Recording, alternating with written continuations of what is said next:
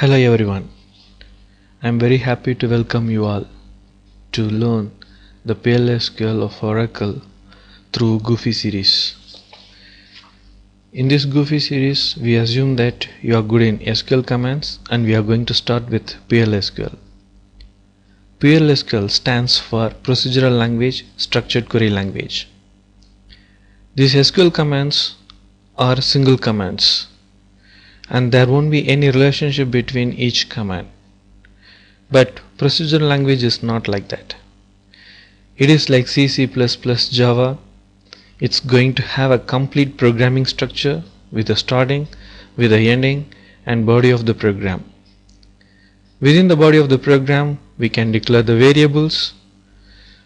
We can do procedural language capabilities like for loop, if conditions, exception handlings, procedures, functions, subprograms, all these things we can do.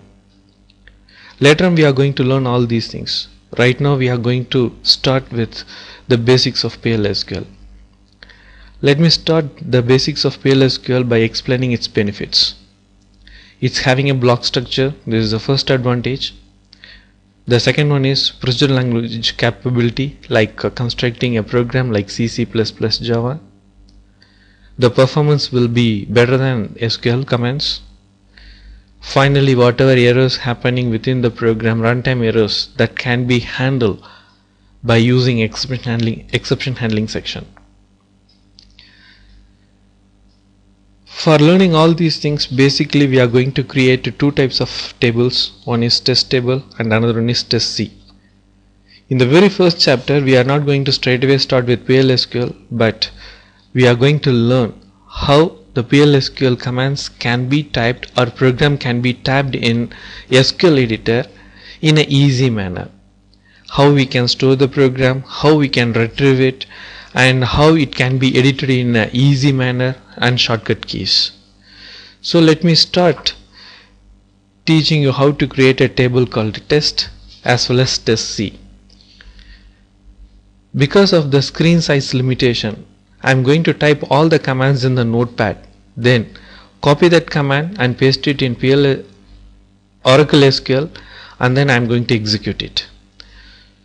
So here is the command. What I am going to do, the command for creating the table is create table test with an open bracket. Now what I am going to do is I am just going to copy this particular command. After copying this, I am going to paste it in the SQL and then execute it. Even though this is not the complete command, now I am going to teach you how the editing commands can be used in SQL editor. Similarly, before starting with that, there is one file related command we have to see at the beginning itself. That command is called a spool command. This spool command help you to store whatever you are doing in this particular session in the SQL editor. It will be stored along with the error message and the output in a text file. By default it will store everything in a list file, but I am going to create a text file to store all these things. So let me go to the SQL editor. Here is the SQL editor. I am in Scott Tiger user. The first command what I am going to type is spool c:/goofy/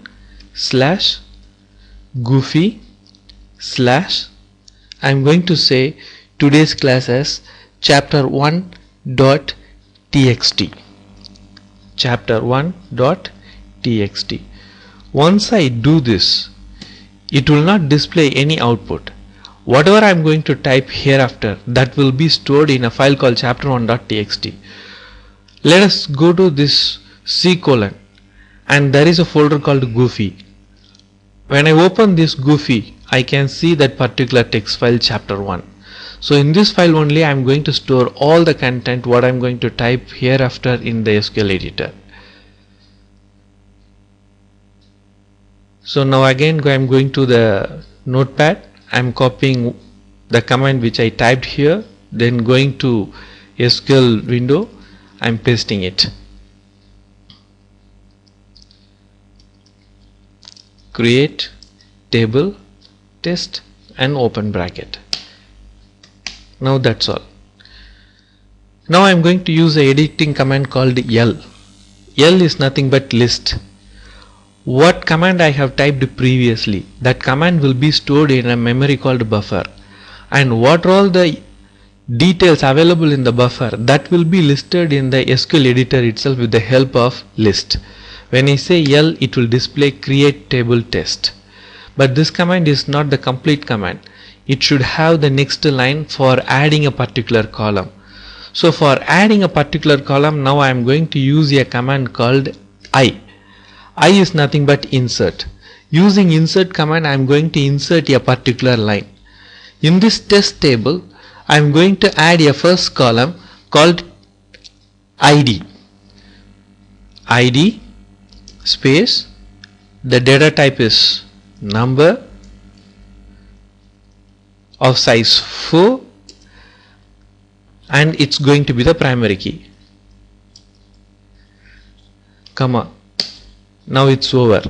When I type again the list, it is going to display these two lines, create table test, ID, number of 4, primary key. So now I am having two lines in this particular statement. One is create table test, the next one is ID, number of 4, primary key, comma. Again, this command is not terminated properly. I supposed to add a few more lines. If I use L, it displayed two lines. Now I want to insert a line at the third line. So now I am going to just list the second line by using L2. L2 will display the second line. Now I am going to insert the third line using I. The next command is name, varchar 2 of 20, and it's not having any constraint. Then I am going to insert department, number of 3, and it's going to be not null, comma, and enter. Now when I say list, it will display three lines. L, it will display three lines. The first line is create table test, second line is ID, and third line is name and department creation. Still the structure is not completely over. Now I want to add one more column called date of birth and date of join of type date. Here I want to add these two commands or these two columns at the end of line 3. So now what I am going to do is, using L3, I am going to display the third line. Name variable character 2 of 20, comma, department number of 3, not null. Here using a command called A stands for append. Now I am going to add the next two columns, DOB space date, comma, date of join DOJ space date, comma, enter. Now when I use list 3, the third line having name, department, date of birth and date of join, all these values are created in line 3. Now I am going to insert one more line using I. Here I am going to create a column called salary. Salary, number of 9, 3, and the constraint is not null. Now I have created everything, so finally I am going to close this with a semicolon and enter. When I go for edit, this is the command we have created now. Create table with the columns ID, name, department, date of birth, date of join and salary, but this command is still not executed by us. It is just typed and ready for the execution. I am closing this buffer file and I am going to execute it, and it's telling that name is already used by an existing object. It means test is already created by me previously. If at all we don't want to use the same name, we want to give a different name, then we can go here and say that test underscore m. This is going to be the master table. Now it's displaying a message called create table created. After creating this test table, we are going to create a test C also. Test C creation I am going to do at a stretch using this notepad. Create table test underscore C. The first one is department ID and the number is, data type is number 3 and it's a primary key. The next one what I am going to do is department name, variable character 2 of 20, no constraints required here. The third one is details, variable character 2 of 30 and the constraint required is not null. Close everything. Now I have to copy the whole thing.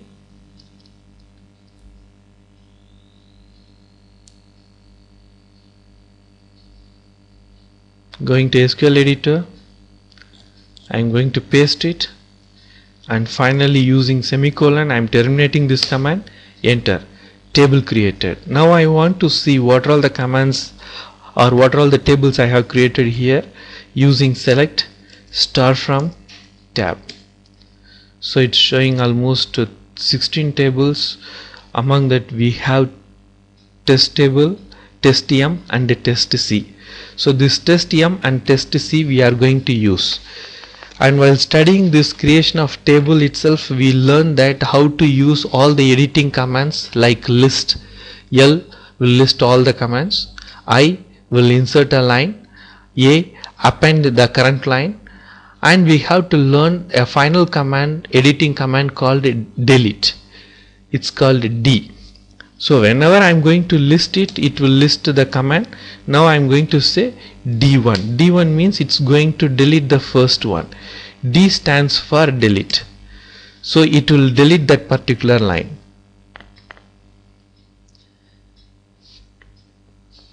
Now I am going to type what all the values are there, records stored in this test M using select star from test M. No row selected. This particular command I want to store it in a file. The spool command will store my input as well as the output in that particular table as a text format. Now this select SQL command I want to store it in a different file so that whenever I want to execute it I can call the command and execute it. So for that I have to use a command called say C:/ I'm going to store it in Goofy itself /select1 or select tab, select test.txt. By default it will store all the files in SQL format so that it will be executed in the SQL editor, but I'm not going to store as a SQL one, I'm going to store it as a text itself. Even though I'm going to store this command in a text file, it can be executed in the SQL editor using a start command. So using semicolon I have created this. Now we will go to Goofy, we can see select test. If I open this particular text file, it will display select star from test M. Okay, now I am having this command. Now I am going to use some other command and this command is gone. Now if I go to editor also, I am having this command. By typing some other command, for example select star from tab, the old content will go, I will not have a new content. When I go to the editor it will display select star from tab. I want to call the command which I stored in that file, select underscore test M. That command I want to execute it. How can I execute it? For displaying a command there is a command called get. Using get we can get the content, get C:/Goofy/select underscore test dot txt. It will display the command. If I want to execute it, I can use start space c:/goofy/test select underscore test dot txt. It will display the message as no row selected because using start command I have executed the command. So now we have learned the file related commands and editing commands. The left out commands are formatting commands. Now I have typed a lot of things. I don't want to refer what I have typed previously, and my screen is having a lot of information. I want to clear all these things and start newly. For that I have to use a command called clear screen. Once I do that, all my previous content will go and the prompt will go to the top of the screen. So now the screen looks much better to start my new work. The second one is clear buffer. For example, here I am using select star from tab. This particular goes to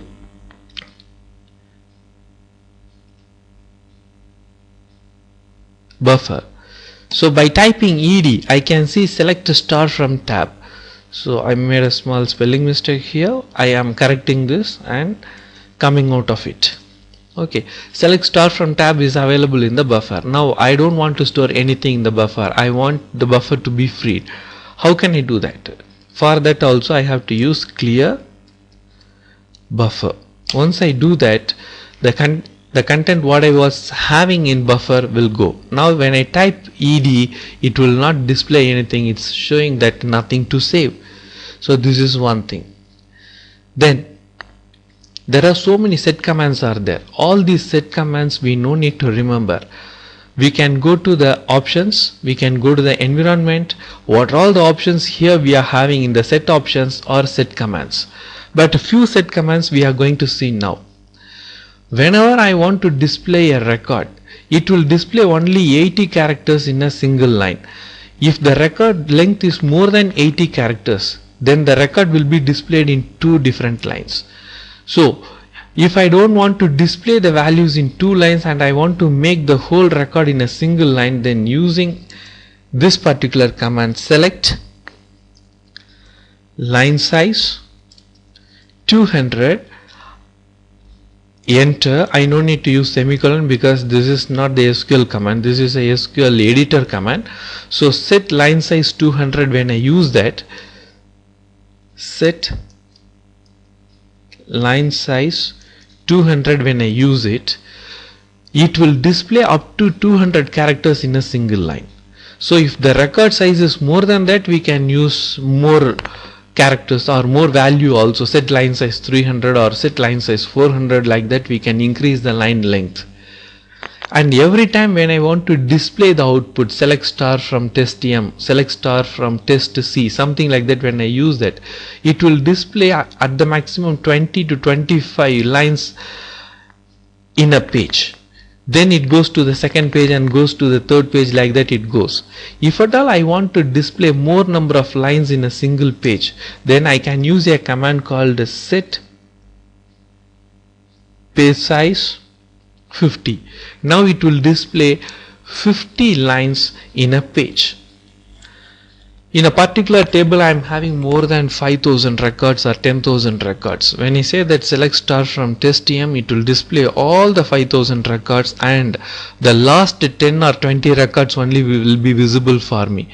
If at all I want to see the output page by page, then there is a set command called set pass on.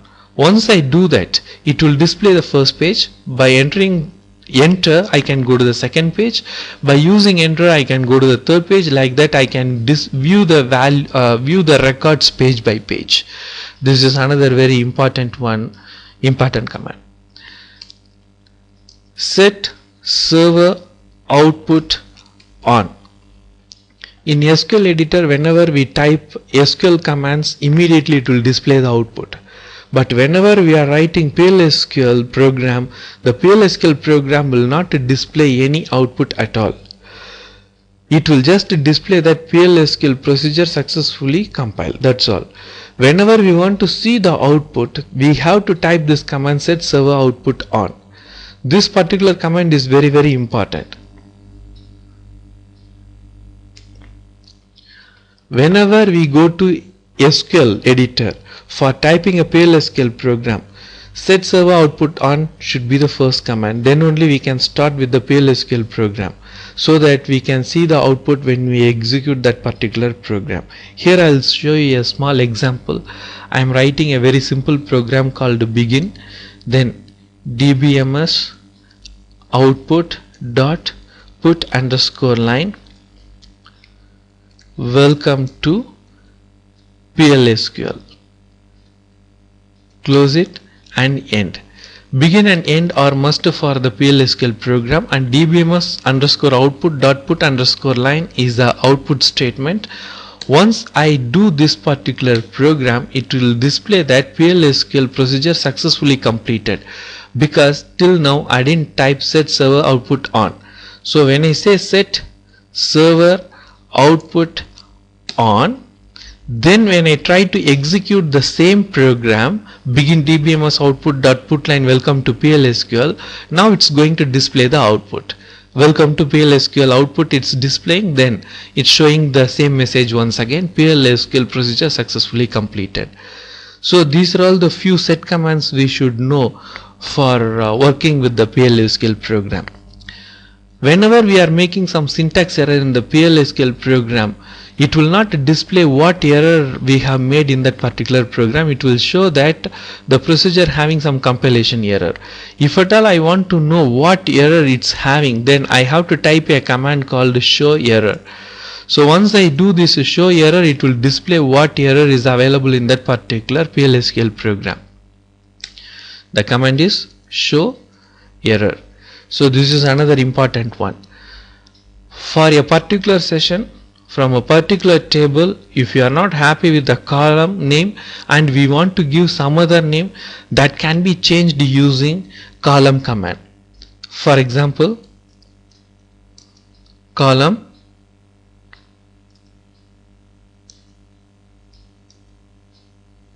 name heading employee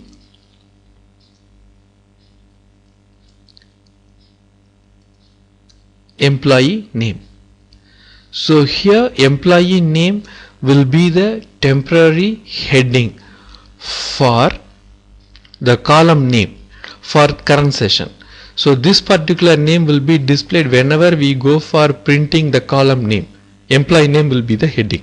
Here again we no need to give any semicolon, because this is again a SQL editor command, not a SQL command. Okay, one or two times we are happy with this employee name. Maybe this is very lengthy one, or we don't want to have this particular heading. We want to go back to the old heading itself, which is from the table. If that is the case, I can use clear column to cancel all the formattings I have done using column command. Similarly, this particular name, it is going to display for 20 characters. I don't want to reserve 20 characters. I want to display only first 10 characters, or I want to display only first 5 characters. So for that I can use again column name format A20, or I can say A10. Whatever may be the length of this name column.